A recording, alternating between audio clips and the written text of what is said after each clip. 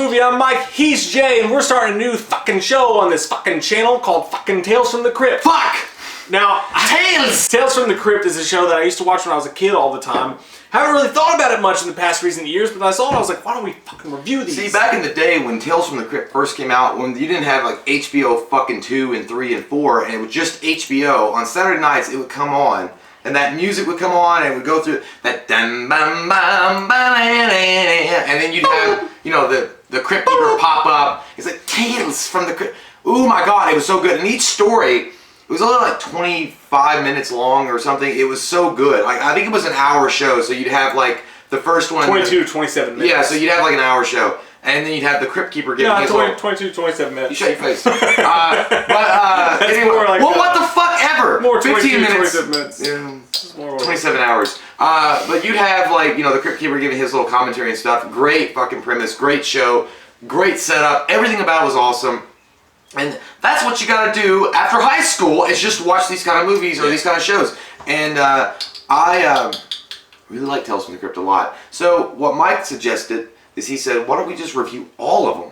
All the Tales from the Crypt. Fucking last one. And you know what? I said, let's do it, man. Let's fucking go balls deep in that bitch and see what happens. And we did. We're going to do it. So the first episode. 1989, the first episode, Tales from the Crypt. The music's by Danny Elfman. When you watch it, by the way, and it comes up with like the cast and like the credits and stuff, the talent involved in this is shit-eat insane, dude. It's crazy. It's really good. Danny Elfman does the music, as I said, 16 fucking times by now. Walter Hill directed this one.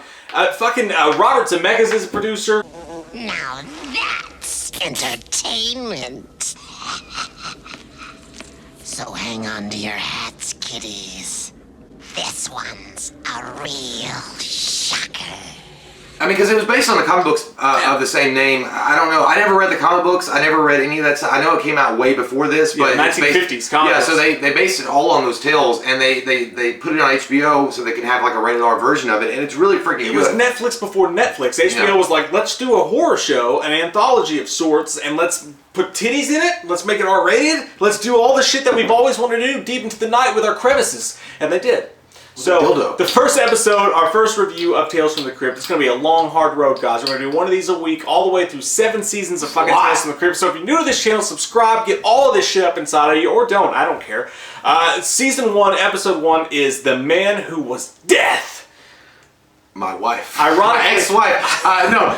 Ironically, William Sadler, who was Death in Bill and Ted. William Sadler is such a great actor, man. I love that guy. I think he's fucking hilarious. I think he's funny as shit in everything he does. I think he's one of the, underrated actors of Hollywood. We mentioned David Arquette. We just did a review for Riding the Bullet and David Arquette being underrated. He is extremely underrated. He's able to give such like a cool, like down, like to earth kind of performance, but at the same time, like kind of a villainous performance too. Yeah. In this specific, very noir. In this very specific tale, he's a executioner, and they ride the lightning. He basically is the guy that throws the switch on the electric chair, and he does this narrative, this voiceover narrative while he's talking to the camera. He breaks the fourth wall before Deadpool, even, in a way. He's thinking about that rubber diaper they give him to wear. Wondering if he's gonna crap all over himself when I juice him in a couple minutes. He will. The state decides that the death penalty is no longer working for him, so they get rid of the electric chair, and he's out of a job. But he goes Daredevil. He goes to the courtrooms, and he listens to the cases, and when he feels that you're fucking guilty, you're gonna ride that lightning, bitch.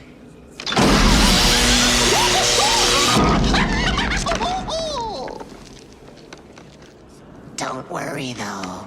He goes to a strip club because one stripper got away with murder, and he's like, getting laid I've always found is easy. You treat queens like whores and whores like queens. It's good advice to live by. You'll have them on their back before you can say Charlie Day. That sounds like a fucking fortune cookie. I don't get it. What do you want? I find you both guilty of the murder of your former wife, Mr. Carney. Were you a friend of hers? Who are you? And I sentence you to death. That sentence to be carried out immediately. Wait a minute. Yeah. It's all Ted's idea. I didn't know he'd really go through with it. Shut up, You Cynthia. gotta believe me. Shut up, Cynthia. Like, just the dialogue, it's like Quentin Tarantino shit. When he's talking about like the biker and he's like, now they say they just want to live free and they don't want to live by the government. There ain't nothing wrong with that. But this guy went too far. and now he's gonna pay. He's gonna ride that Harley to hell. Excellent fucking acting that will forever be underrated, and it's badass. I don't even know how to rate these because they're each tale is so good. Yeah. I mean, this one, I'd give this little story dude an 8.5. yeah, I was going about an 8.5 to a 9 because, you know, the thing about it is, again, great acting in it. And the way that they break the fourth wall and it really brings the audience into the story is something that's always been really badass about Tales from the Crypt anyway. Yeah. But the fact that in this particular episode, he really does bring you in and you get to listen to his life and how he sees things and views things. You know, even he goes up to, like, you know, he's like in the street, he's like looking at these junkies. Like, take for a second, look at them junkies over there. He's like, they ain't trying to hide nothing though. They're just trying to get their next fix. He's like, but junkies are pieces of shit. Like, you know, and so I almost respect him, but then I remember they're pieces of shit. yeah, I mean, it's badass. Like the whole thing, and it's shot so good and shot so well, and they got the right amount of time. They don't tell like a fucking hour-long story about it. It's just 26 minutes or 25 minutes, and it that's feels like this character's been fleshed out for ages. I know. Like, you got full movies that are 3 hours long. It feels good. Where it feels like the characters have no backstory. And this guy, it's just, I feel like I fucking know him already.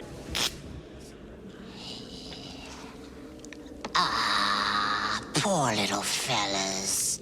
When I think of their childhood, all those cute little maggots. It comes full circle at the end. You know, he's the guy. He's the guy. Like, yeah, he's the guy like begging for his life at that point. And it goes back to show you what he said in there at the beginning. No matter how tough they are, they always squeal and cry for the government. Like Batman, I know a squealer when I, or no, Joker. And he's a squealer. Yeah. He's a squealer. Safety first.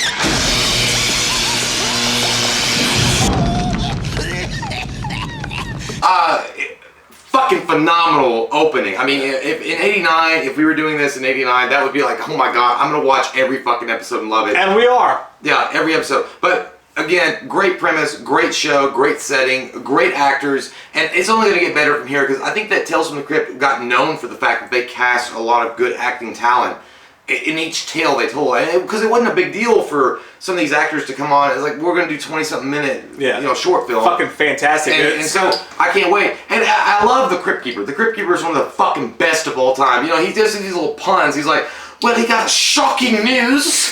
Shocking news. It's high wattage.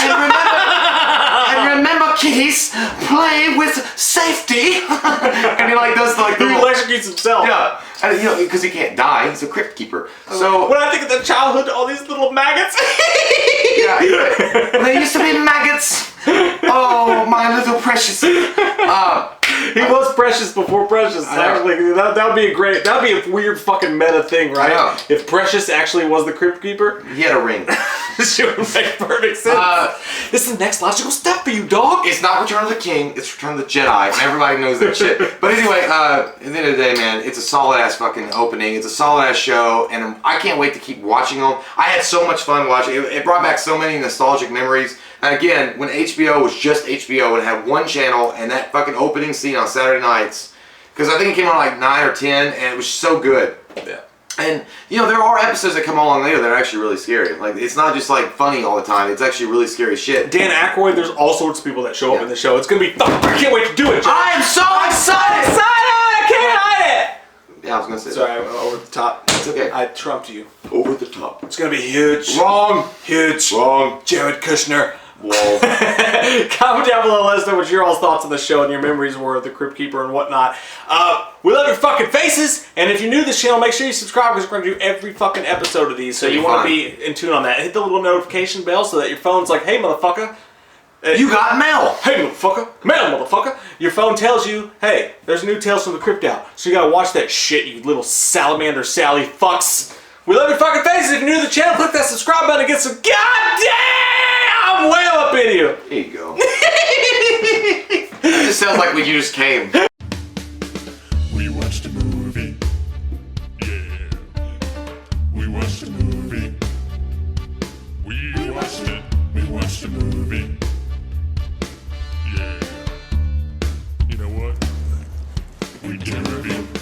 We watched a movie. We watched a movie.